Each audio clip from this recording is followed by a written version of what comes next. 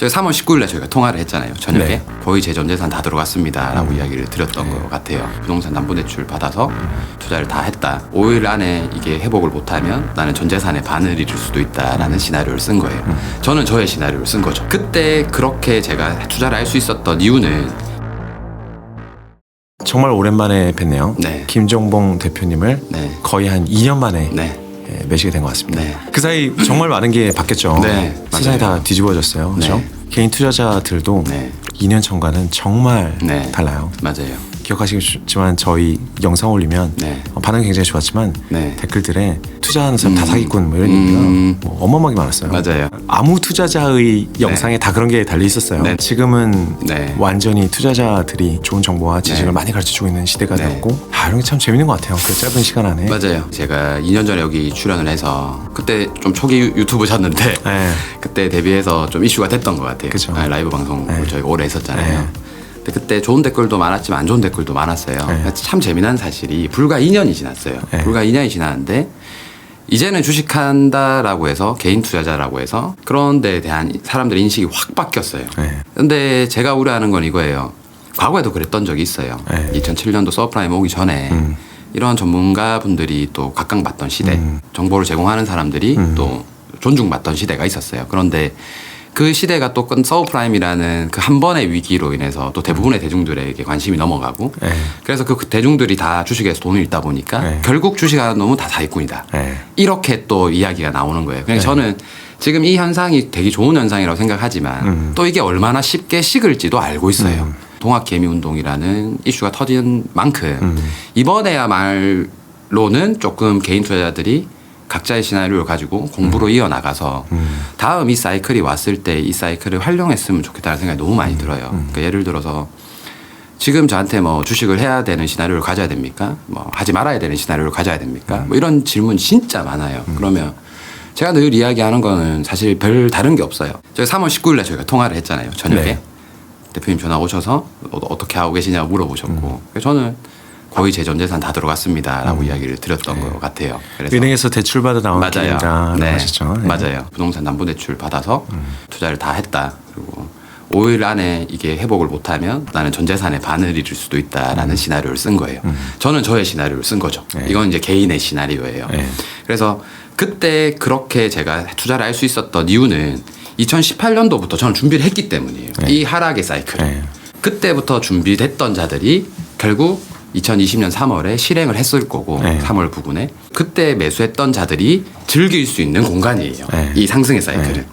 그럼 지금 상승의 사이클에 있는 사람들은 당연히 그 다음에 또 하락의 사이클을 준비하셔야 된다는 거예요. 그래야 또 그 사이클이 왔을 때 내가 즐길 수 있는 거죠. 네. 그런데 아무런 시나리오 없이 그냥 내가 가진 기준은 하나도 없이 지금 또 놓치신 분들은 또 3월에 투자를 못 하신 분이나 3월에 본격적으로 못 하셨던 분들은 그때도 기준이 뭐가 중요해? 이랬던 사람들은 이번에 또 놓치고 또 후회하는 거예요. 그러니까 이번에야말로는 기준을 가지고 다음 사이클을 좀 활용하셨으면 좋겠다. 네. 이번 사이클이 끝나고는 저 같은 사람들이 손가락질 받지 않는 시대가 또 왔으면 좋겠다. 진짜로. 네. 그런 생각을 좀 많이 해요. 대표님도 그런 글들을 많이 쓰셨지만 과거를 연구해보면 네네. 한 50% 정도 하락은 반드시 온다. 네. 굉장히 많은 경제 유튜버 혹은 이제 경제 컬럼니스트들이 네. 개인이 할 수 있는 최고의 시나리오는 10년에 한 번 오는 네. 하락을 이용하는 것이다라는 맞아요. 얘기를 많이 했었고 맞아요. 저도 많이 하면서 네. 그때 댓글들이 달리는 걸 보면 네. 되게 성숙하게 기다리고 있더라고요. 네. 그때가 사실 10년 넘게 네네. 오른 장이어서 네. 영원히 안 온 거 아니야 하는 되게 네. 불안감이 있었을 때인데도 불구하고 네네. 많은 분들이 너무 공감한다. 네. 저도 기다리고 있습니다. 네. 한 말 써줬고 그런 것들이 되게 많은 사람들한테 네. 되게 깊숙이 네. 전파가 돼서 네. 준비할 수 있는 계기가 됐던 것 같아요. 맞아요. 그래서 대부분의 사람들이 이 위기가 온다라는 걸 활용해야 된다라는 건 알아요. 네. 위기는 기회다라는 것도 알고 대부분의 사람들이 서브프라임 때 사놨어야지 뭐 IMF 때 사놨어야지 이건 다 알아요. 근데 정작 그게 언제 어떻게 오는데 내가 그 위기를 어떻게 알아야 되는데 이게 있어야 기준이 쓰는 거잖아요. 네. 그래서 일본의 책에 지수가 마이너스 50%라는 거를 공개를 한 거예요. 네. 그 이후로 이제 사람들이 마이너스 50%가 오면은 위기가 되구나라는 거를 인식할 수 있게 된 거예요. 이처럼 기준을 세울 때는 수치화가 되게 중요한 거거든요. 네, 맞아요. 이 수치화가 쏙 빼지면은 그냥 위기는 또 위기인 거예요. 네. 또 지나고 나서 후회만 하는. 네. 그래서 그걸 공개를 하고 2019년도 1월에 이거를 책으로 만들어서 많은 사람들이 좀 읽었으면 좋겠다라는 마음으로 써둬서 다행히 이거를 읽고 투자를 되게 잘 기다렸다가 위기가 진짜 왔었고 위기가 와서 이걸 활용을 잘했다라는 분들도 되게 많아요. 네. 근데 반대로 그때 실행하지 못했던 분들도 되게 많다라는 거예요. 네. 오프라인 강연을 300명 이상 강연을 계속 해왔으니까 네. 그때 코로나 없었을 시기에 네. 그래서 그때도 이제 계속 2020년도에 위기가 옵니다라고 이야기를 해서 그 위기는 오케이 잘 하려고 했어요. 네. 다음은 제가 뭐 해야 될지 모르겠어요라는 거예요. 결국에는 이 위기의 기준도 제가 줬기 때문에 마이너스 50이라는 네. 그러니까 새로운 기준을 만들 줄 모르겠다 하더라고요. 네. 그래서 저는 거기에 대한 답변을 드리기 위해서 일단 두 번째 책을 쓴 거예요. 그런 시나리오를 세우는 방법에 대한. 그러니까 마이너스 50이 위기의 신호다라는 시나리오가 나오게 된 과정을 써놓은 거예요. 그러면 모든 사람들이 모든 시나리오를 써야 되냐? 저는 그건 아니라 봐요. 왜냐하면 주식에서 꼭 돈을 벌어야지만 부자 되는 건 아니거든요. 네. 실제로. 대부분의 분들도 공감하실 거예요. 누군가는 엔지니어로, 네. 누군가는 창업가로 부자 되는 데까지 가는 그 시나리오는 너무 큰 거예요. 너무 많고. 그러면 내가 잘 못하는 거는 나보다 잘하는 사람한테 아웃소싱도 좀 주고 내가 잘하는 부분 더 개발해서 이걸로 내가 먹을 수 있는 파일을 더 키우고 그렇죠. 이런 시나리오가 각자가 다 필요하다는 거예요. 네. 그 모든 시나리오를 다 쓸 수 있는 그 방법을 저는 좀 고민해봤으면 좋겠다라는 네. 거거든요. 물론 어떤 시나리오든 100%다 맞추는 시나리오는 없어요. 네. 그리고 100%다 상승하는 시나리오도 없고 네. 그랬다면은 그 시나리오를 쓰는 사람들이 전 세계 제일 부자여야 되잖아요.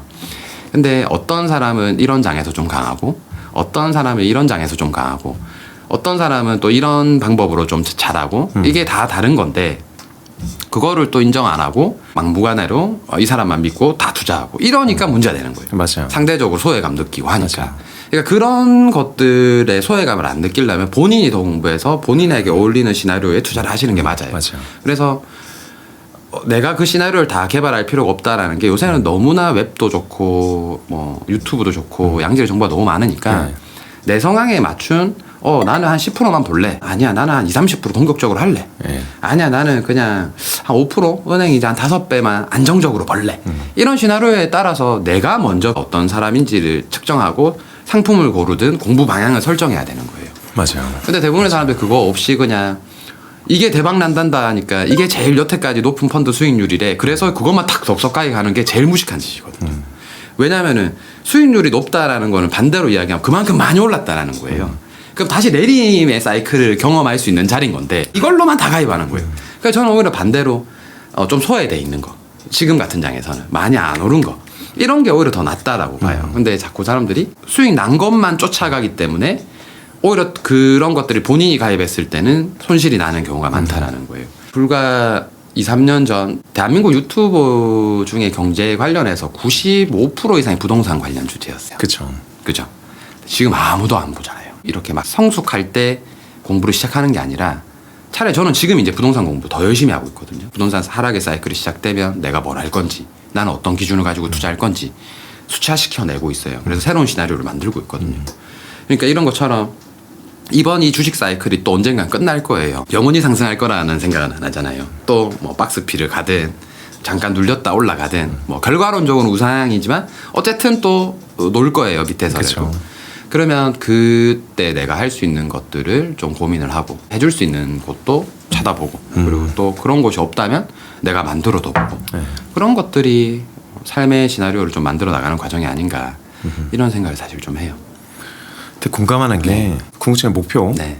하나의 점이잖아요. 네. 그 점도 중요하지만 가는 과정은 굉장히 여러 갈래길일 수 있잖아요. 네네네. 어떤 길을 갈 것인지를 그 경우의 수들을 이해하고 네.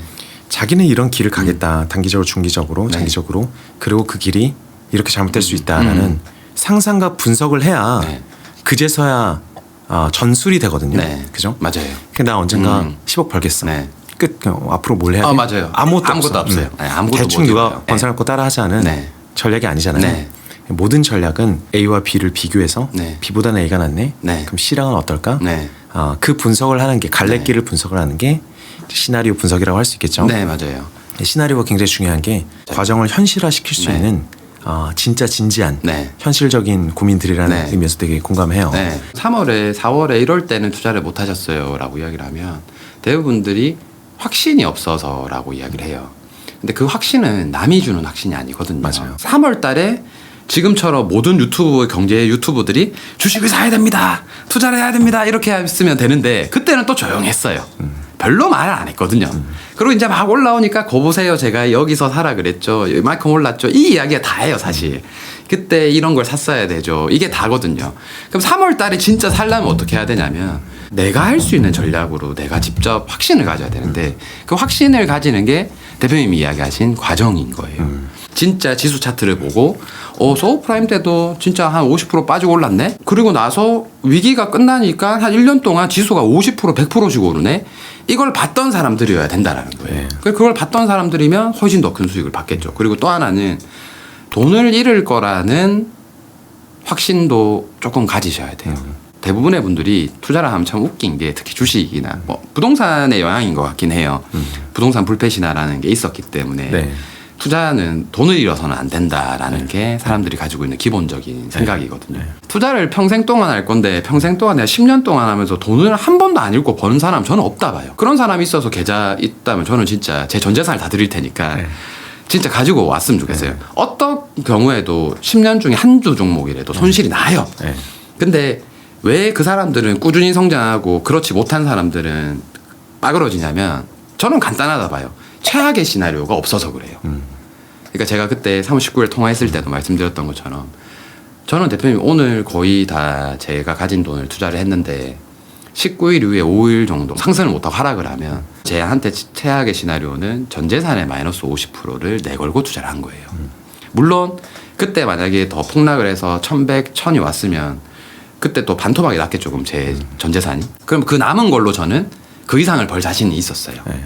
그래서 그때 투자를 시작한 거예요. 네. 최악의 시나리오와 돈을 벌 시나리오가 다 있었다는 거예요. 맞아요. 그러면 그 시나리오에 대한 과정을 저는 제가 만들고 제가 기획을 했기 때문에 할 수 있다는 거예요. 그런데 대부분의 사람들은 그런 기준이 없기 때문에 그때 투자를 못한 거예요. 그래서 아까 말씀하신 것처럼 그 과정은 남이 만들어줄 수는 없다. 맞아요. 그 과정은 내가 결국 선택을 해야 되는 거고 내가 결정을 해야 된다. 그게 되게 중요한 것 같아요. 너무 공감하는 게 저희도 이제 투자 전략을 시나리오라고 부르는 네네. 이유가 스토리들을 네. 더 전달하기 쉽게 하려고도 했지만 네. 두 번째는 그 안에 경우의 수가 반드시 있다. 네. 그 중에는 최선의 경우가 있고 네. 중간의 경우가 있고 네. 최하의 경우가 네. 있죠. 하나가 99% 확률로 나올 거라고 생각하는 거는 굉장히 어리석은 일이에요. 네. 그 99%의 확률은 CD 금리밖에 없죠. 네. 예금 금리밖에 그렇죠. 없죠. 네. 그래서 낮은 거고요. 확신도가 낮을수록 성공했을 때 수익률이 높아지겠죠. 네. 그래서 결국 자기 확신도가 보상과의 어떤 물물 교환이거든요. 네. 그죠? 많이 벌려면 네. 확신도가 낮은 걸 할 수밖에 없어요. 남들이 네. 다 맞다고 하는 99% 맞다고 하는 거는 맞아요. 절대 돈을 생각만큼 맞춰도 돈을 별로 네. 못 벌고 맞아요. 또 확신도가 너무 낮은 거는 네. 맞출 가능성이 별로 없어서 문제인 거고요. 제 맞아요. 아무리 돈을 번다고 하더라도 그러니까 항상 두 가지 세 가지 일이 동시에 발생할 수 있다는 거를 자기 기준에서 재보면서 맞아요. 특히 자기 기준에서 최악은 무엇인가 네. 생각해야 되는데 그래서 개인의 시나리오 네. 주식시장과 별개로 네. 개인의 시나리오가 참 중요한 것 같아요. 네. 예를 하나 들어보면 3월에 장이 빠졌을 때 저는 3월 내내 거의 하루에만 3시간씩 방송을 했던 네네. 것 같아요. 그리고 저희는 모든 투자 전략이 시나리오 짜여져 있기 네네. 때문에 어떤 상황이 되면 반드시 네. 어떤 행동을 하겠다. 네네. 왜냐하면 통계적으로 봤을 때 이게 더 네네. 유리하니까. 그럼 모든 시나리오마다 모든 투자 전략마다 네네. 각자 움직이는 방식이 다르고 더 네. 유리하게. 가장 중요한 건 뭐냐면은 개인이 자기 삶에 어떤 시나리오를 가지고 있느냐예요. 맞아요. 왜냐면 이런 케이스인 거죠. 현금이 2억 있으세요. 네. 매월 300만 원씩 계속 넣으려고 했어요. 네. 그런 분한테는 3월의 폭락장이 무엇을 해야 되냐? 이거는 장이 반등하고 말고 그분은 어차피 돈을 넣어야 되는 상황이고 네네. 현금을 네네. 변환해야 되는 상황이고 진짜 천재일우의 기회인 거잖아요. 네. 투자 시작하자마자 이 하락이 왔다는 건 네, 맞아요. 엄청난 거잖아요. 네. 그러니까 본인이 그게 준비가 돼 있으면 난 3년 동안 3억 넣을 생각이었는데 2억 넣을 생각이었는데 준비가 돼 있으면은 그 계획이 있었으면은 네. 너무 땡큐인 거예요. 그분들한테는. 그래서 그런 분들이 제 방송을 많이 봤는데 네. 좋다 이런 분들은 네.